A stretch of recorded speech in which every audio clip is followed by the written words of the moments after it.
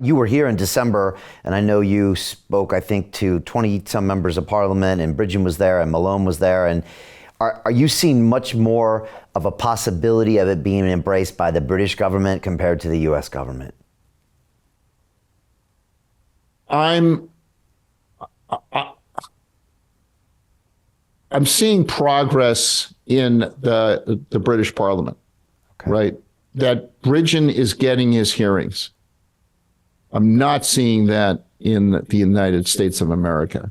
Okay. So we have great hopes that Andrew Bridgen will continue to fight for this in the UK, and the truth will be exposed.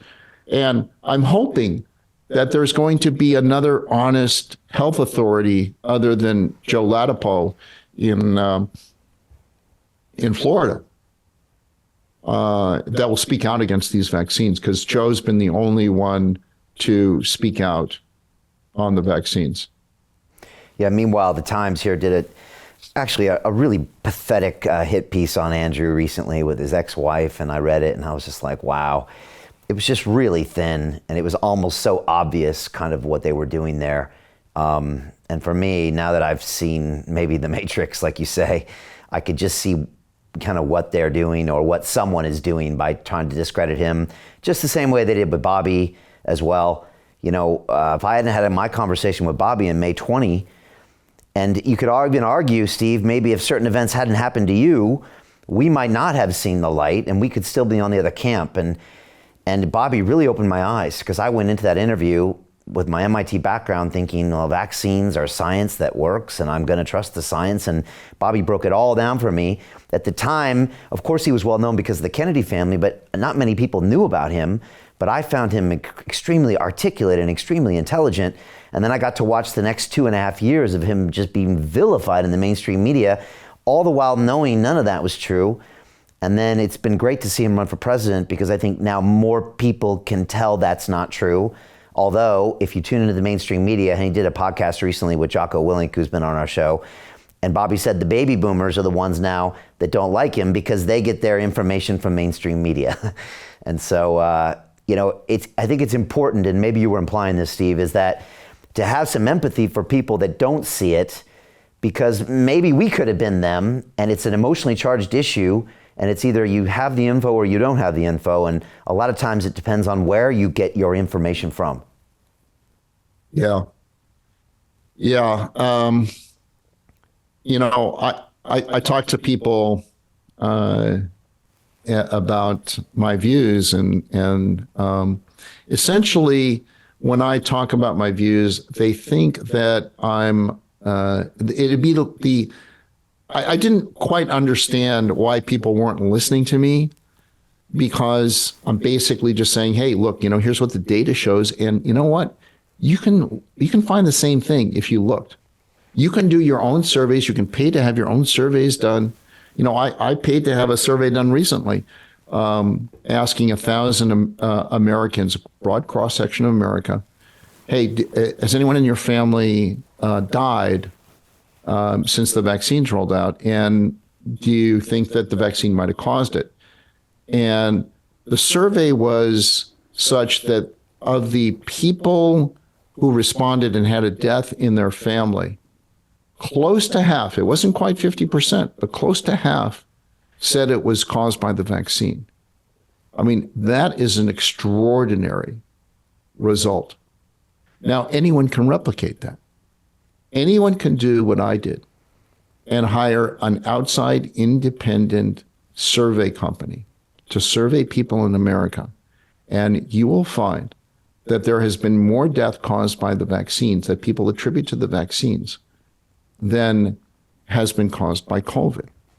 And so either America is now filled with anti-vaxxers, or people are telling the truth in these surveys, and the vaccine is causing far more death and destruction than the virus has ever caused. And in fact, most of the deaths of COVID were caused by the hospital protocols that people got when they entered the hospital. It's not because people died at home.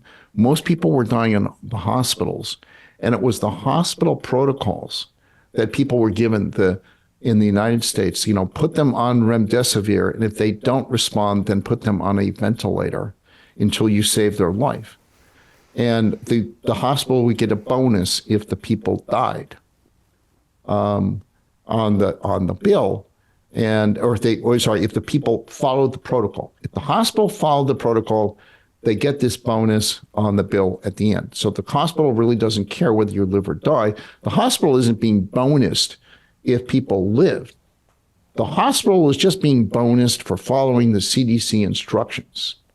And that ultimately led to the death of lots of people. And this Paul Merrick anecdote where Paul was saving 98% of the people on his protocol versus losing 100% on the hospital protocol. That's where, that shows you how powerful these hospitalization protocols were in killing people. So COVID deaths were really caused by an inept medical community. And I would love to debate anybody on the statistics on that one, because it's very clear. And this Paul Merrick anecdote makes it clear to everybody.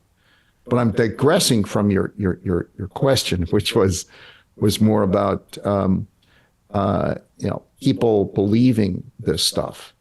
And like I said, people can do their own research, and people can move from a trust the authorities to do, maybe not, maybe it's trust. We want people to shift from trust the authorities to trust but verify.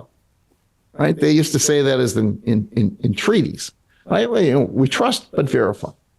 And if more people started verifying what they're told, people's eyes will be open as to just how badly they've been misled. So Jim Rickards has just recorded a video that's not available to anyone in the public, and he's going to be talking about how this upcoming recession is going to be fast, it's going to be bloody, it's going to be nasty. But at the same time, he's going to show you how you can position yourself to profit from all of this chaos. Now, we've made this video only available to our viewers. Go to londonreal.tv/Jim. Watch that immediately. I can't say enough good things about Jim Rickards. He understands the global economic system better than any guest I've ever had on London Real. His predictions are almost uncannily true, and you can learn how to profit from his vision, from his expertise, and his understanding of economics. So go to londonreal.tv/Jim or click the link below. It's an excellent, excellent look on what's going to happen in the future and how you can position yourself to profit from that.